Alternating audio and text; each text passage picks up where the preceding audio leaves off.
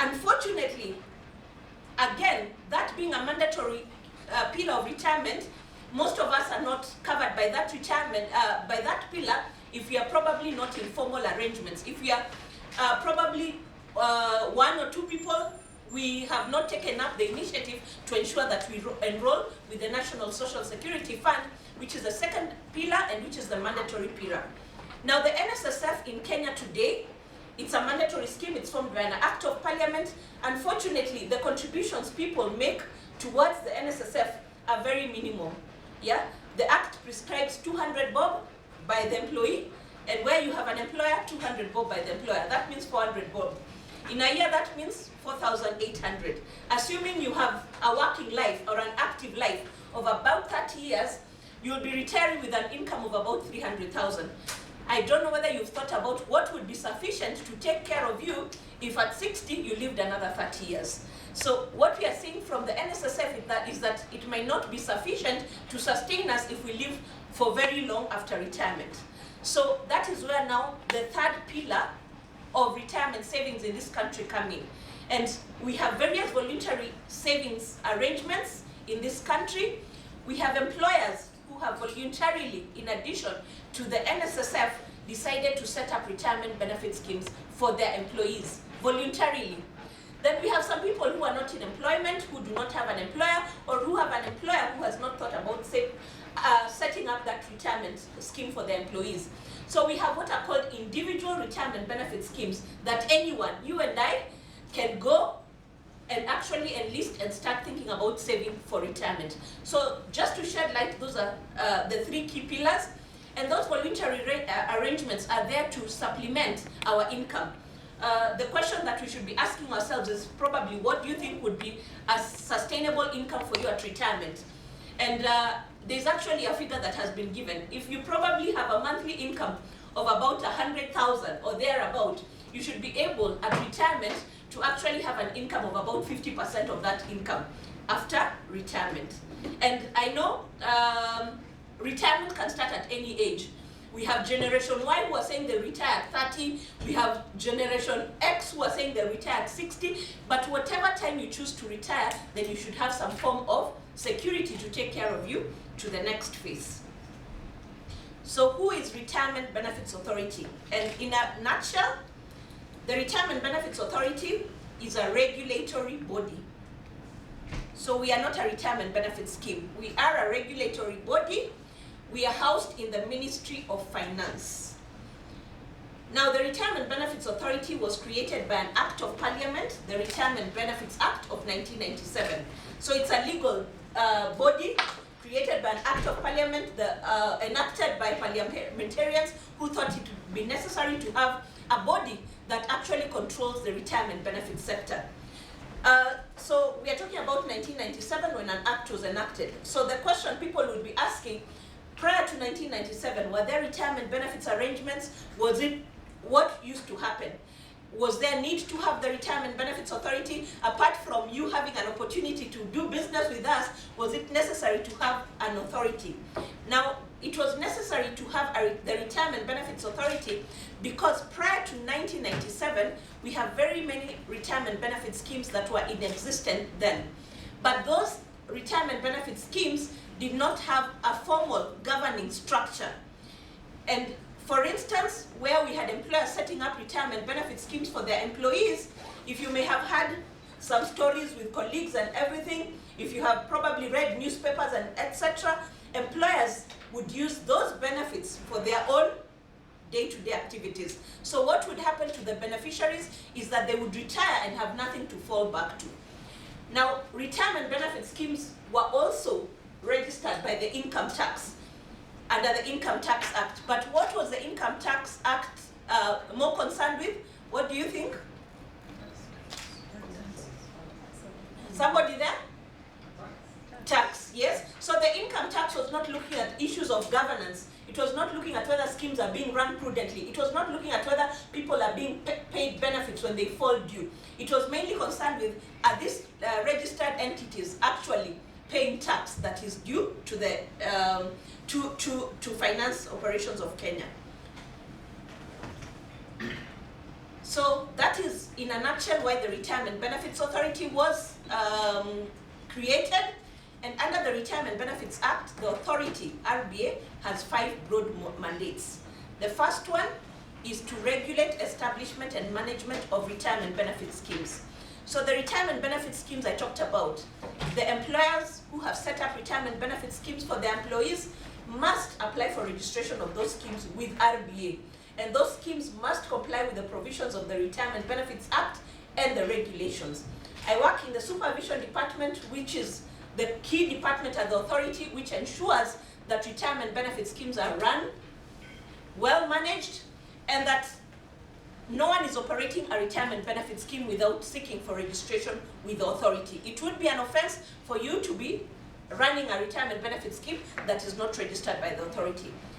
Then we have people who are not in employment who would like to join retirement benefits arrangements or the informal sector. So we have various entities, corporates, who have decided to set up retirement benefit scheme and afford an opportunity for people to actually save for retirement. So those are the individual retirement benefit schemes. Again, when somebody meets the requirements to be able to set up a retirement benefit scheme, then they must apply to the authority for registration of that scheme. Then once the scheme is registered, they can go and market that scheme and have you and me joining to start saving for retirement. Then we have another key mandate, which is to protect the interests of the people who have set up those retirement benefit schemes, and also for the members who are contributing to those retirement benefit schemes. So we have rights of members, we have responsibilities of members, members have right to information, members are required to participate in affairs of their schemes, to be able to hold those who are responsible for managing those schemes to account. And for members, we want a good benefit at retirement. So if there's anything that is going wrong, then we have a duty to protect the interests of members and sponsors of schemes. We have legislation with regard to investment of contributions people make. Contributions cannot be invested in any way somebody deems fit. If you set up a scheme, you must follow the guidelines that are there for investment of contributions. We have a duty to develop the retirement benefits industry. We have a duty to advise the Cabinet Secretary of Treasury on national policy relating to the industry, and we implement all government policies relating to the industry. Did you know that? No? Anyone who knew that? Now, who is a regulatory body? And probably, do you know of other organizations which are regulatory in nature, like ourselves? Please, please. It's cold, yes, but it's getting a little warmer. Anybody?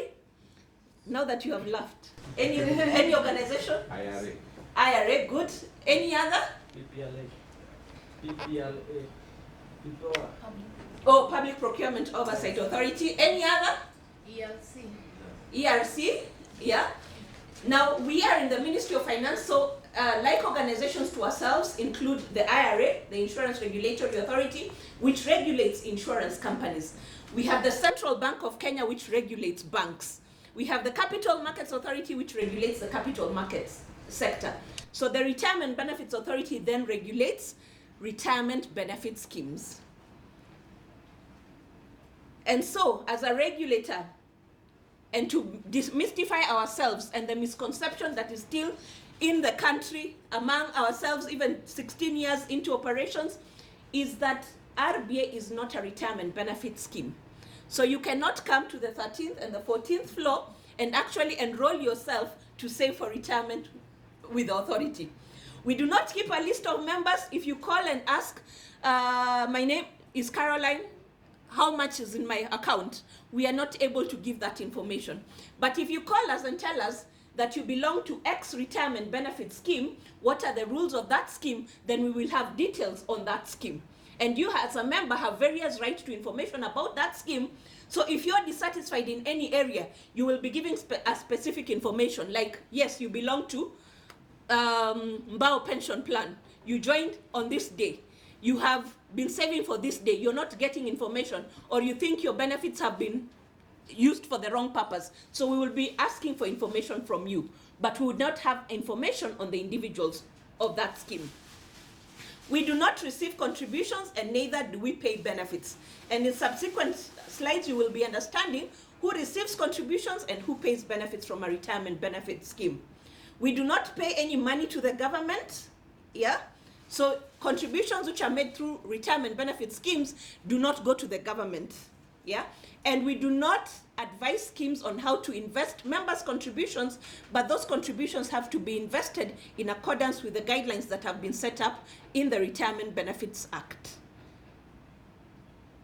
Are we gurus now? Do we understand what RBA is?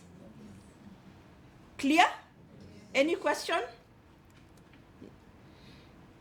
So I talked about this in, oh yes, thanks. My name is Silas, and I wish to ask, is it that RBA now, as you have said, RBA is a body that advises. In my view, it's a body that advises on how a certain scheme works, or how schemes work.